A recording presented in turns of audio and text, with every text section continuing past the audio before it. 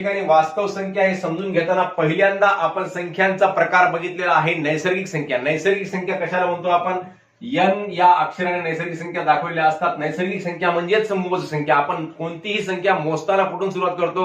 वर्गामध्ये 25 मुलं आहेत असं म्हणायचं असेल तर कुठून सुरुवात करतो मोजायला? 1 पासून सुरुवात करतो. म्हणजेच ते कसं मोजतो आपण? 1 2 3 4 5 डॅश डॅश डॅश डॅश. म्हणजे या सर्व संख्यांचा समावेश नैसर्गिक संख्यामध्ये होतो. 5 ते पुढे अनंतपर्यंत. म्हणजे संख्या कधी संपतील का? संपणार नाही. अशा प्रकारच्या संख्या समूहाला म्हणायचं नैसर्गिक संख्या. पुढचा संख्या समूह हा आहे डब्ल्यू म्हणजेच होल नंबर्स. होल नंबर्स म्हणजेच पूर्ण संख्या. पूर्ण संख्येमध्ये सर्वात लहान पूर्ण संख्या कोणती आहे? 0 आहे, परत 1 आहे, 2 आहे, 3 आहे, 4 आहे, 5 डॅश डॅश डॅश डॅश. म्हणजेच पूर्ण संख्येमध्ये नैसर्गिक संख्येमधल्या सगळ्या संख्या येतात बेटा, आणि फक्त 0 ही वेगळी संख्या आहे. ते 0 ह्या संख्येच्या या संख्या मालिकेमध्ये समावेश झालेला आहे. आणि समावेश झाल्यानंतर या संख्यांना पूर्णत्व आणण्याला पूर्ण संख्या म्हणतात आणि ते डब्ल्यू या अक्षरात दाखवतात. पूर्ण नैसर्गिक संख्या, पूर्ण संख्या. आता पुढचा भाग आहे पूर्णांक संख्या. पूर्णांक संख्या आय या अक्षरात दाखवतात बेटा, आय. आणि त्याच्यामध्ये कोणत्या संख्या येतात? ऋण 3, ऋण 2 डॅश डॅश डॅश. ऋण 3च्या अगोदर सुद्धा बऱ्याच संख्या येतात. म्हणजे ऋण 3, ऋण 2 या ठिकाणी मी दाखवलेला आहे. ऋण 1 0 1 2 3 डॅश डॅश डॅश डॅश.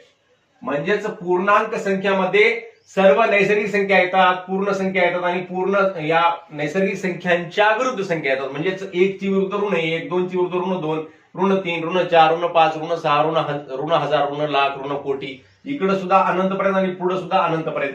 म्हणजेच या पूर्णांक संख्यामध्ये पूर्ण संख्या सगळ्या आल्या, नैसर्गिक संख्या सुद्धा सगळ्या नैसर्गिक संख्या सुद्धा आलेल्या आहेत. म्हणजे या दोन्हीचा समावेश या पूर्णांक संख्येमध्ये होतो. आता पुढचा भाग आहे परिमेय संख्या. परिमेय संख्या ही क्यू या अक्षरात दाखवतात. आणि परिमेय संख्या म्हणजेच कोणत्याही p/q रूपामध्ये लिहिलेली संख्या. म्हणजे 2/3 मध्ये लिहिलेली आहे, किंवा 4 ही सुद्धा परिमेय संख्या झाली, किंवा ऋण 5/2 किंवा ऋण 8. अशा प्रकारच्या संख्या सगळ्या हे सुद्धा कशा आहेत बेटा? परिमेय संख्या सुद्धा कशा आहेत? अनंत आहेत. म्हणजे परिमेय संख्यामध्ये सुद्धा या सर्व प्रकारच्या संख्याचा ह्या पूर्ण संख्या आहेत. म्हणजेच या संख्येचं दशांश रूप नाही, या संख्येला कसं आहे? अंश आणि छेदामध्ये लिहिलेलं नाही. तर या पूर्ण संख्या आहेत सगळ्या. आणि या संख्या कशा आहेत? अपूर्णांकामधल्या संख्या सुद्धा कशामध्ये? या परिमेय संख्येमध्ये यांचा समावेश होतो. आणि इतर काही संख्या असतात अजून अपरिमेय संख्या. अपरिमेय संख्या सुद्धा असतात. वर्गमुळात 2, वर्गमुळात 3, वर्गमुळात 5 वगैरे अशा प्रकारच्या संख्या, यांना म्हणायचं अपरिमेय संख्या. मग या सर्व संख्यांचा समावेश कशामध्ये होतो बेटा? आर बरोबर आहे वास्तव संख्यामध्ये या सर्व प्रकारच्या संख्यांचा समावेश होतो बेटा. कोणत्या कोणत्या? म्हणजेच याला थोडक्यामध्ये आपण आता संच प्रकरण बघितलेलं आहे. या संच प्रकरणाच्या भाषेमध्ये लिहायचं असेल तर n हा उपसंच आहे डब्ल्यू चा. म्हणजेच पूर्ण संख्या जी आहे, पूर्ण संख्येचा उपसंच काय आहे? n आहे. n उपसंच डब्ल्यू, आणि डब्ल्यू उपसंच कशाचा आहे? आय चा उपसंच आहे. म्हणजेच पूर्णांक संख्येचा. आणि पूर्णांक संख्या कशाचा उपसंच आहे? तर परिमेय संख्याचा, म्हणजेच क्यू चा उपसंच आहे. आणि क्यू कशाचा उपसंच आहे बेटा? तर आर चा, म्हणजेच वास्तव संख्येचा उपसंच आहे. हे आपण लक्षामध्ये ठेवा. म्हणजेच या सर्व प्रकारच्या संख्यांचा समावेश या वास्तव संख्येमध्ये होतो. वास्तव संख्येमध्ये नैसर्गिक संख्या आल्या, पूर्ण संख्या आल्या, परिमेय संख्या आल्या आणि पूर्णांक संख्या आल्या. सर्व प्रकारच्या संख्यांचा समावेश या वास्तव संख्येमध्ये होत असतो. आणि याचा पूर्ण आपल्याला अभ्यास या सराव संचामध्ये सुद्धा करायचा आहे आणि या पूर्ण प्रकरणामध्ये सुद्धा करायचा आहे बेटा. हे आपण समजून घ्यावं. म्हणजेच वास्तव संख्या म्हणजे सर्व प्रकारच्या संख्यांचा, नैसर्गिक संख्या, पूर्ण संख्या, पूर्णांक संख्या आणि परिमेय संख्या, अपरिमेय संख्या या सर्व संख्यांचा समावेश वास्तव संख्येमध्ये होतो. म्हणजेच संख्या रेषेवर जी जी संख्या दाखवता येते त्या सर्व संख्याचा कोणत्याही बिंदूवर जर आपण टिंब दिलं, अशी संख्या रेषा असते बेटा. या संख्या रेषेवर कोणत्याही ठिकाणी आपण टिंब दिलं, इथं समजा 0 आहे, इथं 0 आहे, इथं 1 आहे, इथं 2 आहे, इथं टिंब दिलं तर या टिंबच आपल्याला कोणतं टिंब आहे, इथं बिंदू जे दाखवला, या बिंदूचं स्थान काय, या बिंदूची किंमत काय, या बिंदूची वास्तव किंमत या ठिकाणी आपल्याला वास्तव संख्येमध्ये काढता येत असते. इकडच्याही काढता येते, इकडच्याही काढता येते, कोणीकडलंही काढता येते बेटा. हे ऋण 1 आहे समजा आणि हे ऋण 2 आहे, तर या बिंदूची आपल्याला इथल्या बिंदूची किंमत सुद्धा काढता येते. म्हणजे संख्या रेषेवर कोणत्याही बिंदू जर घेतला आपण, त्या बिंदूची किंमत आपल्याला वास्तव संख्येमध्ये काढता येत असते. मुलांनो, हे लक्षामध्ये ठेवा. तर आपण आता या सराव स्थिती 2.1 मधले विचारलेल्या प्रश्नांची उत्तरे आपण बघूया.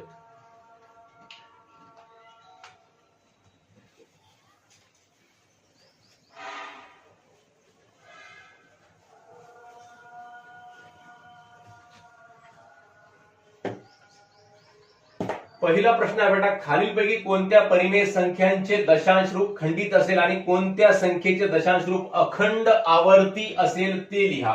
आता ही संख्या दिली, आता कोणत्या परिमेय संख्येचं दशांश रूप खंडित. दशांश रूप खंडित कशाला म्हणायचं बेटा, म्हणजे एखाद्या संख्येला समजा भागलं, आता 44 ही संख्या आहे, 44 ला 5 न भागलं, 45 40 दशांश दिला, उरला किती 40 बेटा, 4 उरला, 4 ला भाग जात नाही म्हणून इथं दशांश चिन्ह दिला, दशांश चिन्ह दिल्यानंतर या 4च्या पुढे शून्य घेता येते, 40 झाले, 45 40. आता याचं उत्तर संपलं बेटा, इथं बाकी काय आली 45 40 म्हणजे बाकी आली शून्य.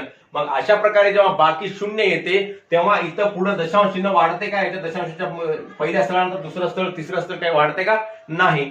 दुसरं स्थळ वाढते म्हणजे आपण शून्य घेऊ शकतो, परंतु दुसरी इतर कोणता अंक येते का, नाही. मग अशा प्रकारच्या भागाकाराला म्हणायचं, अशा प्रकारच्या दशांशाच्या रूपाला म्हणायचं खंडित दशांश अपूर्णांक. आणि समजा एखाद्या संख्येमध्ये 10/3 आहे, 10 ला 3 न भागलं, 3 त्रिक 9, 1 उरला बेटा, परत दशांश चिन्ह दिला, परत 10 झाला, 3 त्रिक 9, परत 9चा भाग गेला, परत 1 उरला, परत 10 झालं, 3 त्रिक 9. म्हणजे आपण हे आता 3 दशांश चिन्ह 3 3 3 3 3 कितीही वेळेस पुढे आपण याला लिहू शकतो बेटा. मग याला म्हणायचं अखंड आवर्ती दशांश अपूर्णांक. हे झालं खंडित दशांश अपूर्णांक, हे झालं अखंड आवर्ती दशांश अपूर्णांक. तर आपल्याला या ठिकाणी या संख्येचं रूप कोणतं आहे, खंडित आहे का अखंड आवर्ती आहे, हे आपल्याला लिहायचं आहे.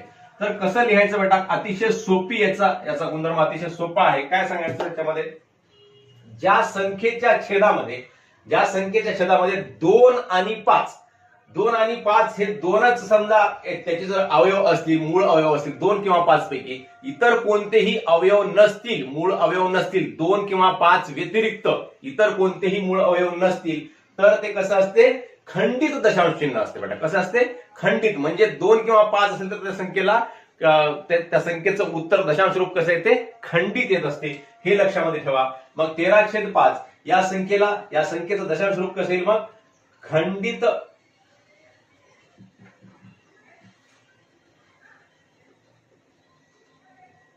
दशांश रूप, खंडित दशांश रूप येते याचं. 13/5 ला भागून बघा वाटल्यास, 13/5, 5 दोन्ही 10, 3 उरले, दशांश चिन्ह दिला, 3च्या पुढे शून्य घेतला, 5 सख 30. आता हे पुढे भाग करता का बेटा, जात नाही, म्हणजे हे काय झालं, खंडित दशांश रूप झालं.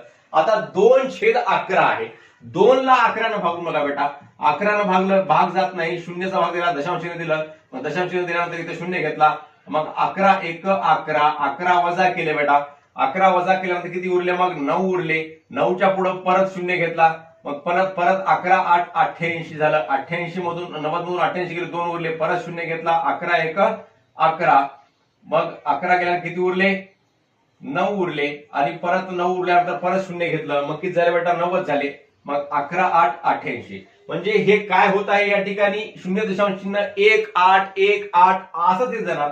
मग अशा प्रकारच्या दशांश अपूर्णांकाला म्हणायचं अखंड आवर्ती दशांश अपूर्णांक. अखंड आवर्ती म्हणजेच याची या ठिकाणी 1/8 ची काय होत जाईल, पुढे पुनरावृत्ती होत जाईल. म्हणजेच याला आपल्याला असं लिहिता येते बेटा, 0.1818 म्हणजेच 0.18च्या वर जर असं बार दाखवला म्हणजे 18 या 2 अंकांची पुढे काय होत आहे, पुनरावृत्ती होत आहे. म्हणजे हे 2 अंक काय होतील, पुढे पुन्हा येत जातील. म्हणजे अशा प्रकारच्या दशांश अपूर्णांकाला अखंड आवर्ती दशांश अपूर्णांक म्हणतात. हे आपण शिकलेलं असेल किंवा शिकलेलं नसेल, विसरून गेला असेल तरी लक्षामध्ये ठेवा बेटा.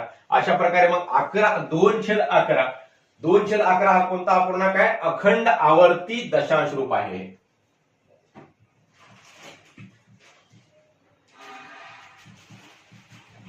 अखंड आवर्ती दशांश रूप.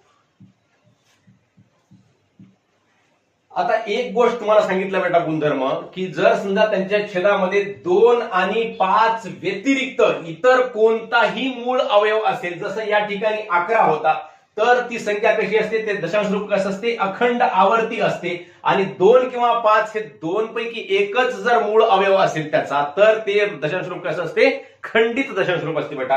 हे लक्षामध्ये ठेवा. आता या ठिकाणी 16 ही संख्या छेदामध्ये आहे. मग 16चे मूळ अवयव काय पडतात, तर 16चे मूळ अवयव पडतात 2 × 8, तसंच 2 × 2 × 4, तसंच 2 × 2 × 2 × 4. हे झाले मूळ अवयव. म्हणजे या सगळ्या मूळ अवयवामध्ये 16च्या काय 2 2 2 2च आहे बेटा. इतर कोणता अंक आहे का, नाही. म्हणजेच 16 कोणत्याही संख्येला भागलं तर त्या संख्येचं दशांश रूप कसं येईल, तर खंडित दशांश रूप आहे बेटा, खंडित. मग तिसऱ्याचं उत्तर काय आहे या ठिकाणी, खंडित दशांश रूप. याला खंडित दशांश रूप लिहून टाकायचं.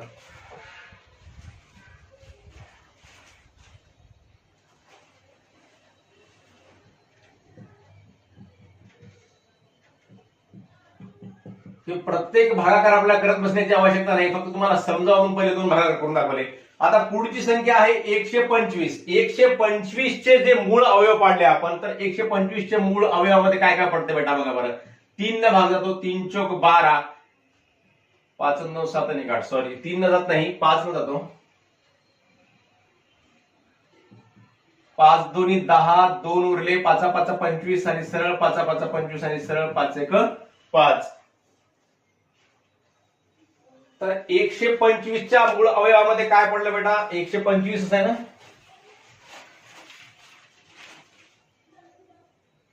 17/125. 17/125 मध्ये या ठिकाणी 5 न फक्त 5 हा एकमेव मूळ अवयव आहे याचा, म्हणजेच 5 हा मूळ अवयव आहे, म्हणजे 5 व्यतिरिक्त इतर कोणता आहे का, नाही. म्हणून हे सुद्धा काय आहे, खंडित दशांश रूप आहे, कारण याचा मूळ अवयव फक्त 5 आहे. खंडित दशांश रूप.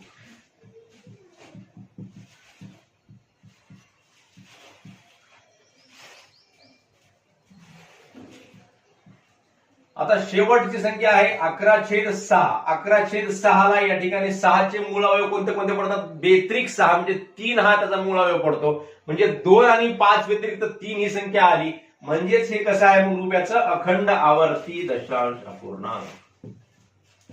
अखंड आवर्ती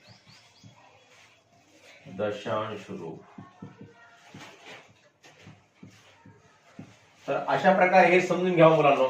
छेदामध्ये म्हणजेच छेदस्थानचे जे अंक असतात त्या अंकाच्या मूळ अवयवामध्ये 2 आणि 5 या व्यतिरिक्त इतर कोणते मूळ अवयव असतील तर ते अखंड आवर्ती, आणि 2 आणि 5 हे 2 पैकी 1 किंवा 2 आणि 5 हे दोन्ही समजा मूळ अवयव असतील तर त्या संख्येचं दशांश रूप हे खंडित असते. हे गोष्ट 2 बाबी लक्षामध्ये ठेवायच्या आणि त्यावरून याचं उत्तर लिहिलेलं आहे आपण, आणि त्यावरूनच लिहायचं असते, काय नाही, फक्त एवढंच लक्षामध्ये ठेवायचं आहे म्हणून. तर पुढचा प्रश्न आहे या ठिकाणी, खालील परिमेय संख्या दशांश रूपामध्ये लिहा. आता ही परिमेय संख्या दशांश रूपामध्ये लिहायची, 127/200 दशांश रूपामध्ये लिहिण्यासाठी या परिमेय संख्येला म्हणजेच वरच्या अंशाला खालच्या छेदानं भागायचं, म्हणजे दशांश रूपामध्ये त्याला लिहिता येते, किंवा छेद त्याचा 100 करायचा, किंवा छेद त्याचा 10 करायचा असते, 1000 करायचा असते.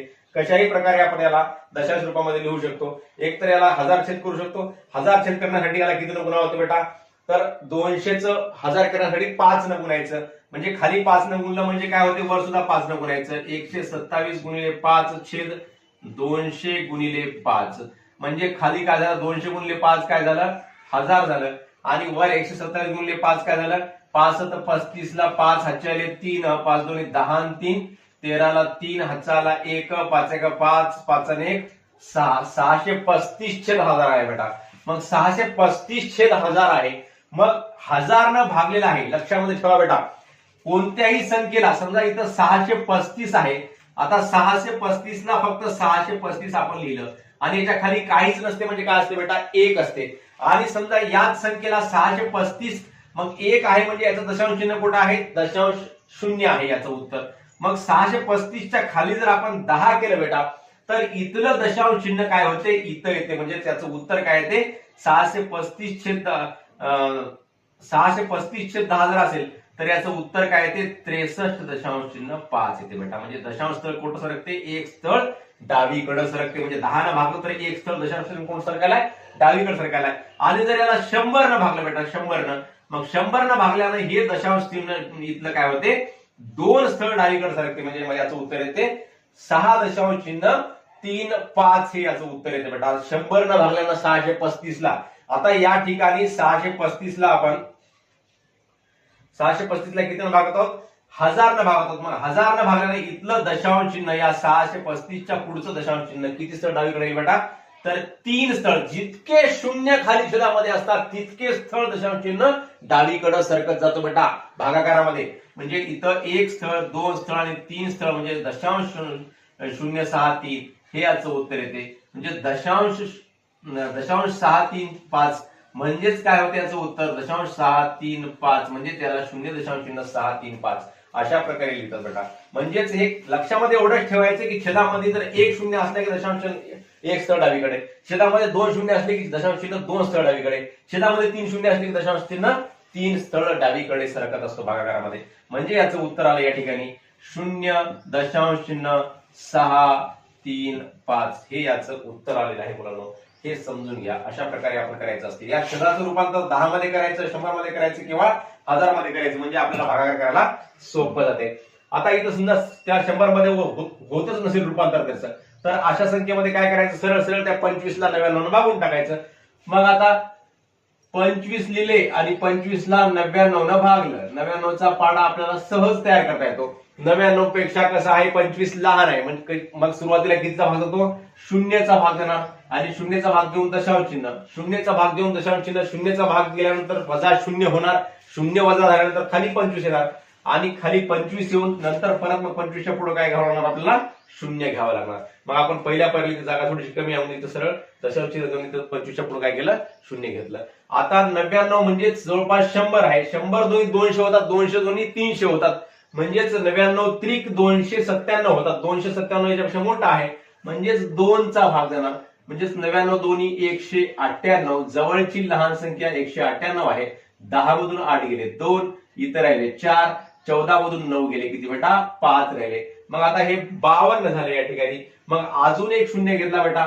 मग आता 100 5 500 होतात, 100 सकल 600, 100 5 500 तर 99 5 म्हणजे 100 ला 1 कमी आहे, तर 5 वेळेस 1 कमी झाल्यानं 5 कमी, म्हणजे 99 5 किती, 495 होतात बेटा, 495. मग आता इथं 10 मधून 5 गेले किती राहिले, 5 राहिले. इथे किती राहिले बेटा, 1 राहिला. 11 मधून 9 गेले 2 राहिला, इथे राहिलं 0. परत वरचे 25 आले की नाही बेटा. आता परत 25च्या पुढे 0 घेतलं, परत काय येईल या ठिकाणी, 2 येईल. परत मग 198 वजा करावे लागतील, मग परत 52 उरतील या ठिकाणी आणि 52च्या पुढे परत 0 घ्यावं लागेल. परत मग इथे या ठिकाणी 5चा भाग जाईल. तर अशा प्रकारे करत जर किती वेळ जरी करत बसलं तरी आपलं उत्तर येईल का, नाही. म्हणजेच याचं उत्तर आपल्याला सरळ सरळ लिहिता येते. काय लिहिता येते बेटा, तर 0.2525 डॅश डॅश डॅश डॅश, म्हणजेच 0.25 याच्या डोक्यावर असं बार काढायचा. म्हणजे या 2 अंकांची काय होत आहे या ठिकाणी, पुनरावृत्ती होत आहे बेटा. अशा प्रकारे आपण हे गणित सोडवू शकतो. तर हे भागाकार करत बसण्याची खाली आपल्याला आवश्यकता नाही. तर 2.5 हे असं उत्तर काय करत जाईल, पुढं पुढं पुढं पुढं येत जाईल. हे तुम्हाला समजण्यासाठी मी इथपर्यंत काढलेलं आहे. तर 23/7 पुढची संख्या आहे. 23 ला 7 न भागायचं आहे. सरळ सरळ आपण 23 ला 7 न भागून बघू इथे या ठिकाणी. 7च्या कोणत्याही पाड्यामध्ये 100 येणार नाही, 10 येणार नाही, 1000 येणार नाही, म्हणून आपण सरळ 23 ला 7 न भागायचं. 7 दोन्ही 14, 7 त्रिक 21, 3 मधून 1 गेले 2, 2 मधून 2 गेले 0. आता 3 पेक्षा 2 लहान आली, मग इथं काय करायचं, दशांश चिन्ह द्यायचं. दशांश चिन्ह दिले की इथं 0 घेतला. 7 दोन्ही 14, 20 मधून 14 वजा केले, 10 मधून 4 गेले 6 राहिले, इथं 0. मग या 6च्या पुढे परत 0 घेतला. 7 8 56, 7 8 56. मग 10 मधून 6 गेले 4 राहिले, इथं राहिले 5 मधून 5 गेले 0, परत 0 घेतला. 7 5 35, मग 40 मधून 35 गेले 5, परत 0 घेतला. 7 5 35, 7 6 42, 7 7 49. मग 10 मधून 9 गेला, 1 उरला, परत घेतला 0, परत 7 1 7. आता तर मुलांनो या ठिकाणी 7 1 7. मग 10 मधून 7 वजा झाले तर किती उरले, 3 उरले. मग 3 उरल्यानंतर इथं 3 आलं शिल्लक, मग 3 ला भागण्यासाठी परत 0 द्यायचं. मग किती होतात या ठिकाणी, 7 चोक 28 होतात. मग 7 चोक 28 याच्यातून वजा केले. 10 मधून 8 गेले, 2 उरले, 2 मधून 2 गेले 0. मग या 2च्या पुढे परत अजून आपल्याला या ठिकाणी 0 घेता येतो. मग परत 0 घेतलं नाही. इथं काय झालं बेटा, इथं लक्षामध्ये द्या. आता इथं झाले 20, मग 20 ला इथं 20 झालं.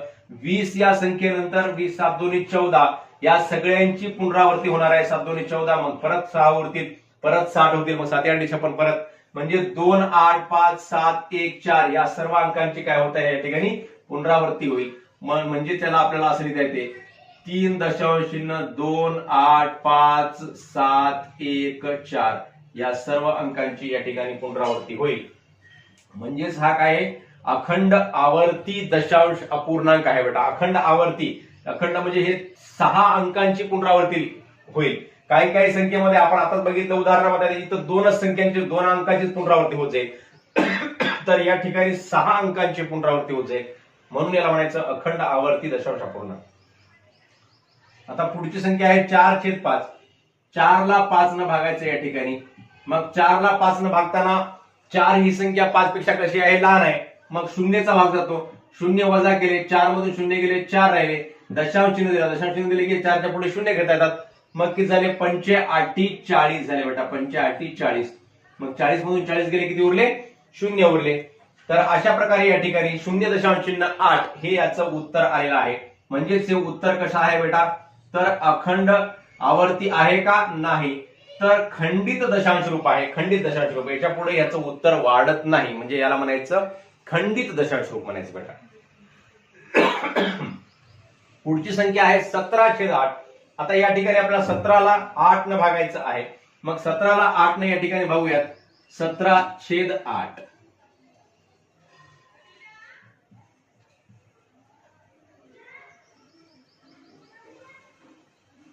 मग 17 ला 8 न भागताना 8 दोन्ही 16चा भाग जातो, 2चा भाग जातो.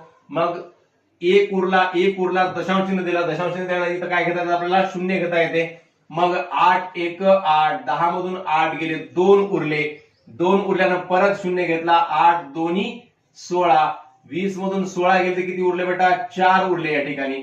मग 4 उरल्यानंतर या 4च्या पुढे आपल्याला 0 घेतला, तर 8×45चा भाग जातो पूर्ण. 8×45, समजा इथं 40 उरले. मग 8×45चा पूर्ण भाग जातो, म्हणजे 0 उरले आहेत. म्हणजे 2 दशांश चिन्ह 1 2 5 हे खंडित दशांश अपूर्णांक आलेला आहे या ठिकाणी. खंडित का आला बेटा, कारण या 8चे मूळ अवयव जे आहेत ते फक्त काय 2 आहेत. म्हणजे तुम्हाला पहिले सांगितलेलं आहे, जर कोणत्याही छेदस्थांच्या संख्येचे मूळ अवयव 2 किंवा 5 यापैकी एक संख्या असेल किंवा ते दोन्ही संख्या असतील, तर त्या संख्येचे मूळ अवयव हे खंडित दशांश चिन्हामध्ये येतात. खंडित दशांश रूपामध्ये याचं उत्तर येते. आणि 2 किंवा 5 व्यतिरिक्त इतर जर मूळ अवयव असतील, 3 7 11 अशा प्रकारची संख्या असतील, तर ते कसे असतात, अखंड आवर्ती अशा प्रकारचे त्याचे मूळ त्याचं रूप येत असते. तर अशा प्रकारे मुलांनो आपण प्रश्न पहिला व दुसरा या ठिकाणी सोडवलेला आहे. तर लगेच आपल्याला या ठिकाणी तिसरा प्रश्न सोडवायचा आहे. तर मुलांनो या ठिकाणी तिसरा प्रश्न आहे, खालील परिमेय संख्या P/Q रूपात लिहा. म्हणजेच याला परिमेय संख्येच्या रूपामध्ये लिहायचं आहे, P/Q रूपामध्ये. म्हणजे इथं दशांश अपूर्णांकामध्ये आहे, याचं व्यवहारी अपूर्णांकामध्ये आपल्याला या ठिकाणी या परिमेय संख्या लिहायच्या आहेत. मग 0.6 आणि याच्यावर आपले हे आवर्ती आहे म्हणून या ठिकाणी चिन्ह दाखवलेलं आहे. एक संख्या जेव्हा आवर्ती असते तेव्हा असा टिंब दाखवलेला असते त्या संख्येच्या वर. मग याला कसं लिहायचं बेटा, कसं करायचं बघा बरं. समजा x बरोबर आहे 0.666 डॅश डॅश डॅश डॅश, म्हणजेच याचा अर्थ होतो डॅश डॅश डॅश, म्हणजेच 0.6 बार. मग आता जेव्हा इथं 1x असते बेटा, तेव्हा इथं काय करायचं, 1x बरोबर एका स्थळावर जेव्हा दशांश चिन्ह असते, ते दशांश चिन्हाच्या पुढे वर डोक्यावर जर या ठिकाणी बार दाखवलेला असेल किंवा असं टिंब दाखवलेला असेल, तर इथं एका स्थळावर दशांश चिन्ह आहे. मग इकडून उजवीकडून मोजल्यानंतर मग याला 10x घ्यायचं. 10x बरोबर आहे, 10x न या संख्येला गुणलं, 10 न गुणल्यानंतर म्हणजे इकडच्या x ला 10 न गुणलं तर या संख्येला सुद्धा 10 न गुणावं लागेल. मग 10 न गुणल्याने ही संख्या काय होईल बेटा, 6.666 अशा प्रकारे होईल. म्हणजेच याला आपल्याला कसं लिहिता येईल 10 न गुणल्यानंतर, तर 6.6 आणि या 6च्या डोक्यावर काय आपल्याला असा आवर्ती आहे म्हणून एक टिंब दाखवायचा. मग 6.6 बार म्हणतो आपण याला, आणि हे काय 0.6 बार. मग याला काय करायचं, म्हणून 10x वजा वरचा x बरोबर आहे 6.6 बार वजा 0.6 बार असं करायचं बेटा. मग 10x मधून 1x गेले, किती राहिले मग आता या ठिकाणी 9x राहिले. 9x बरोबर आहे हे दशांश चिन्ह 6 बार आणि हे दशांश चिन्ह 6 बार, या दोघांची वजाबाकी होते आणि हे 6 पूर्णांक शिल्लक राहतो बेटा. 6 हे 6 राहते, दशांश चिन्ह 6 इथलं उडालं आणि इथलं दशांश चिन्ह 6 उडालं. मग आता आपल्याला x ची किंमत काढायची आहे, म्हणून मग आपल्याला कसं लिहिता मग आता x बरोबर आहे, आता हे 6 ला 6 लिहायचं आणि गुणाकारामधलं 9 या ठिकाणी भागाकारामध्ये, आता x बरोबर 6/9 असं आपल्याला या ठिकाणी उत्तर लिहिता येते बाळांनो. मग आपल्याला याला असं व्यवस्थित करून घ्यायचं, x बरोबर 6/9 हे याचं उत्तर आहे बेटा. मग 3.7 आणि त्याच्या डोक्यावर बार, मग याला आपल्याला कसं लिहिता येते, समजा याला सुद्धा तसंच लिहायचं, समजा x बरोबर आहे 0.373737 द्या बरोबर. मग 0.37 बार, याचाच अर्थ काय होतो, हा होतो, आणि याचाच अर्थ काय होतो, हा होतो. मग इथं जर समजा या दोन स्थळानंतर दशांश चिन्ह आहे बेटा, लक्षात घ्या, इथं एका स्थळानंतर दशांश चिन्ह आहे म्हणून इथं 10 न गुणलं, दोन स्थळानंतर दशांश चिन्ह असले किती न गुणायचं, 100 न गुणायचं बेटा.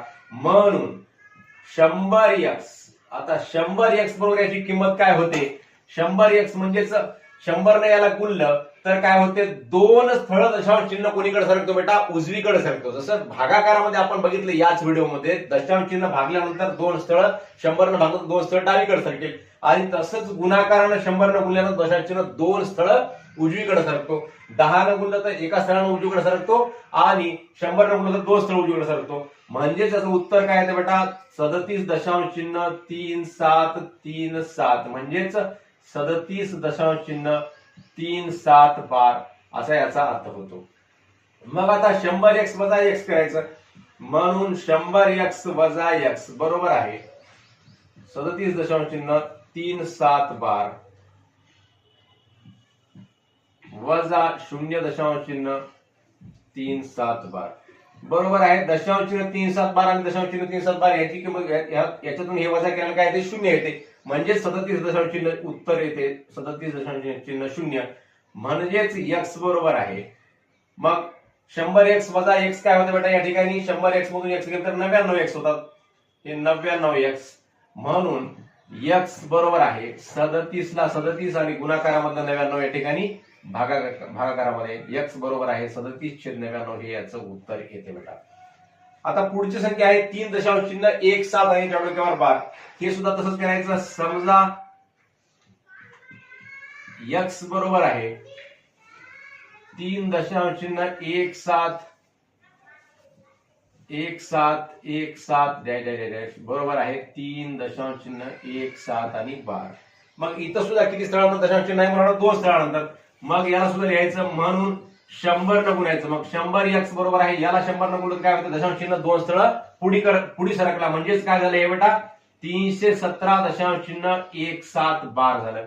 तसंच करायचं पुन्हा, 100x वजा x बरोबर आहे 317.17 बार वजा 3.17 बार बरोबर आहे. 317 मधून 3 गेले बेटा 314 राहतात, आणि 17 बार आणि 17 बारची वजाबाकी 0 येते, म्हणजे त्याचं उत्तर काय येते बेटा 314. आणि 100x मधून 1x गेला किती राहिला मुलांनो, 99x राहिला, म्हणून x बरोबर आहे 314 आणि छेद गुणाकाराचं 99 इकडं भागाकारामध्ये, हे याचं उत्तर आलं बेटा या ठिकाणी. तर पुढची संख्या आहे 15.89 बार, याला सुद्धा तसंच करायचं. समजा x बरोबर आहे 15.8989 डॅश बरोबर आहे 15.89 बार, हे याचा अर्थ होतो. अशा प्रकारे आपण लिहिलं.